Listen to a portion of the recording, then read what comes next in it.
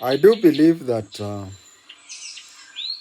one of the easiest ways of affordable housing scheme is Kibra. I believe that that is one of the cheapest and quickest and fairest way out of affordable housing scheme. But then you find that I'll talk from here because I have no access to the government. What I've got in mind is that on average, most Nubian homes have compounds that are 100 by 100 yards, which is a half an acre. They have about half an acre of land.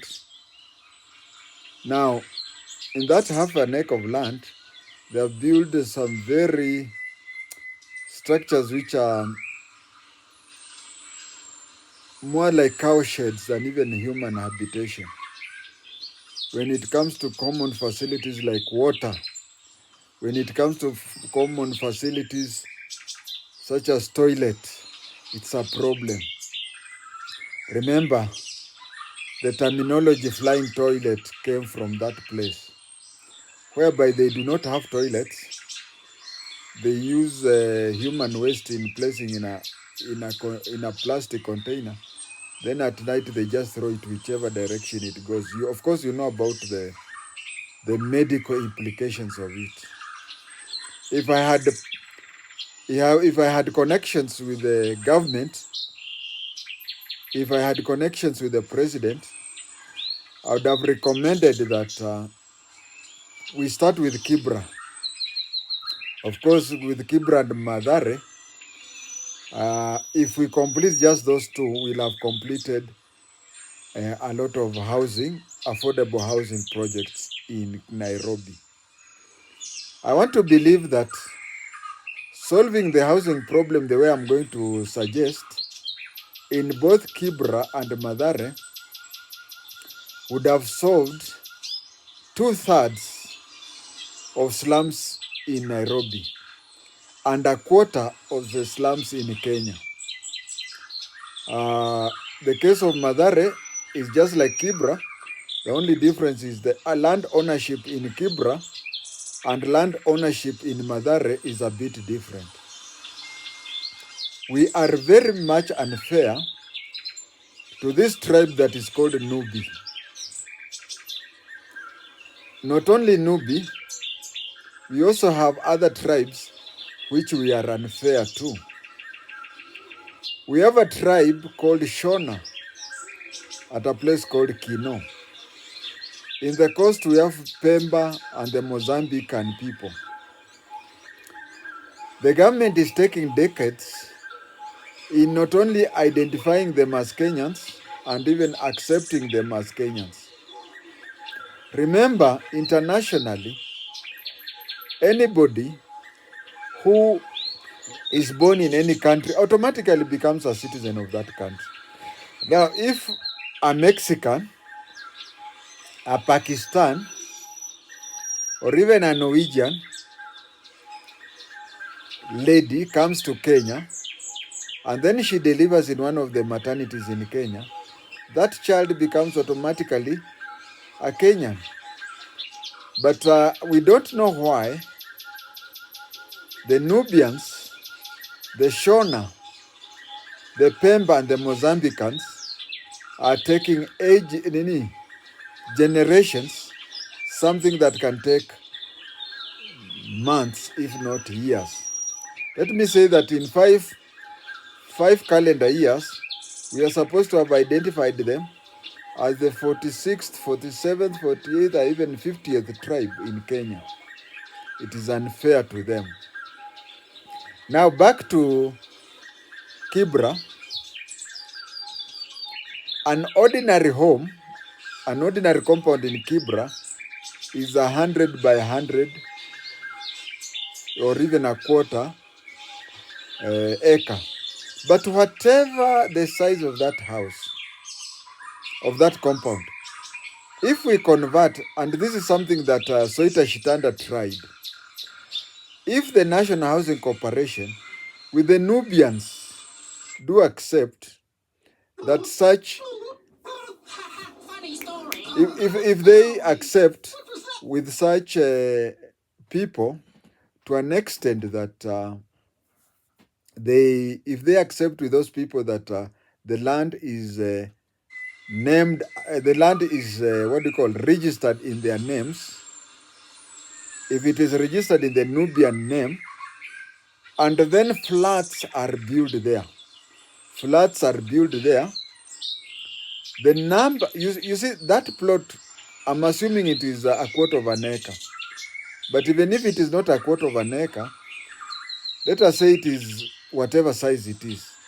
There are those houses which are 9 by 9. So they fill in that. But if you make a 2-bedroomed flat in that place, throughout the plot, whatever the size of the plot, you'll find that the number going up will be equivalent to the number. Because if it is 10, okay, let us say that it is 100 by 100. That one has got, is it 70 or whatever, rooms.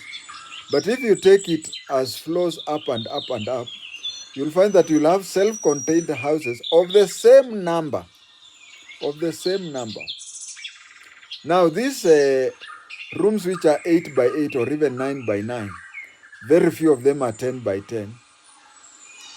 If these people pay rent of 500 per month. Now, if such houses are constructed and Nubians are given, these people will start contributing 7,500. Those people will be staying in those houses, 7,500. So, the Nubian who is getting 500 per plot, 500 times the number of tenants, 500 times number of tenants. Now he's getting 7,000 times number of tenants. Of course, of the 7,000, let's say something like 3,000 will be taken to the National Housing Corporation to recover the construction cost.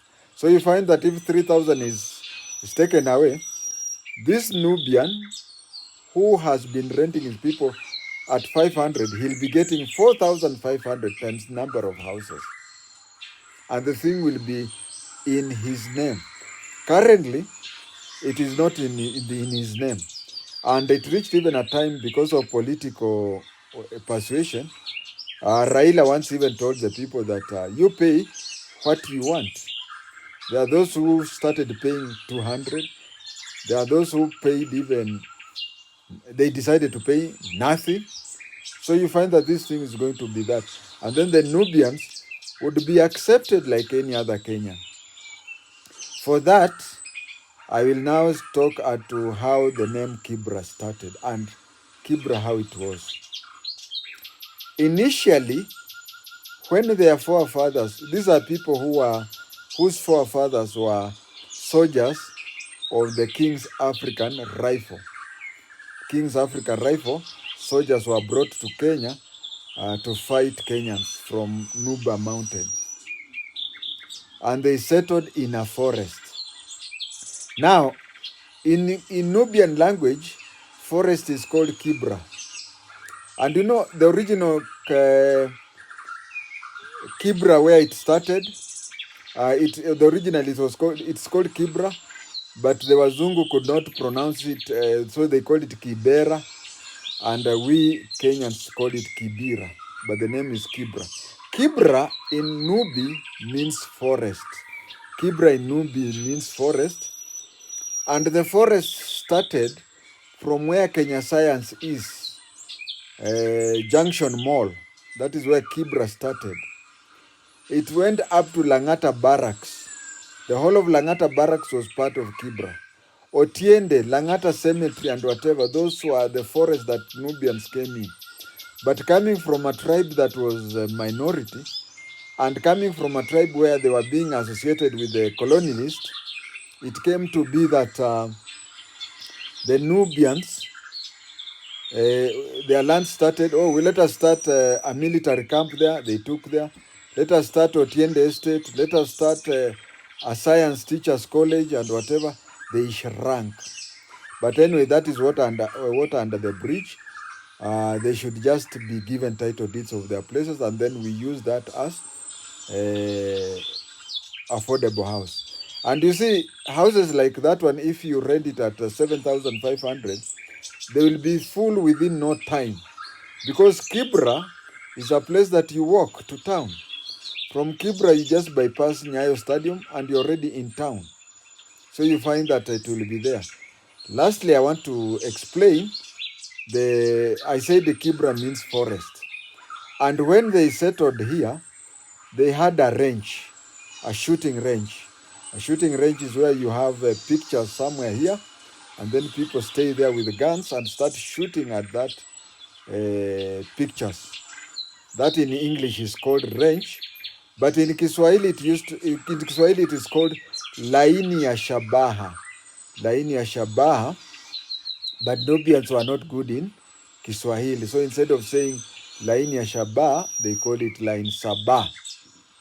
They called it lain sabah. Then they also had a very good borehole or well. They had a very good well that they used to drain water from. That is when they called it silanga. Silanga is a Swahili word for a borehole or a well. Karanja, there was a road called, there is still a road called Karanja. Otiende, there is a minister for housing who was called that. And so on and so on. I can't recall other Kibra estates, sub-estates. If I remember, I'll put them in the comment section. But if you happen to know, you are also free to introduce a name of the estate and then do that. Woodley, when Nairobi became a municipality, is it a municipality or a city? Where the first mayor was a Mzungu called Woodley. That is why Woodley is next to Kibra. With that, I thank you for watching that. Until the next episode, thank you.